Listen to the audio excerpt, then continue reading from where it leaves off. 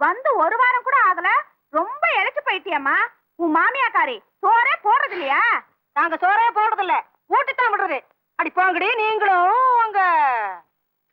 என்னடி கழுத்துல இந்த பாதி நகையை காணோம்? ஒருத்ததானே நான் தான் கழட்டு வச்சேன். சரியான விவரம் தெரியாத பொண்ணா இருக்கியே. திடீர்னு நகை காணாம போச்சுன்னா யார் மேல குத்தம் சொல்றது? நாம இருக்கிற இடம் பொருள் ஏவல் அறிஞ்சு தாண்டி நடந்துக்கணும். மாப்பிள்ளைக்கு தான் கை சுத்தம் இல்லைன்னு தெரியும்ல. மாப்பிள்ளைய பத்தி ஏதாவது பேசினா எனக்கு கெட்ட கோவம் வரும். சும்மா இருமா.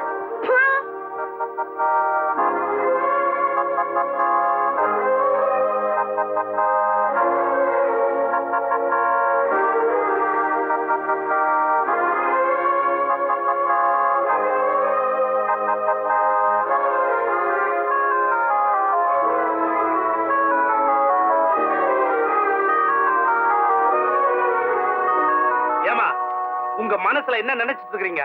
அன்னைக்கு என்னடா உங்க வீட்டுக்கார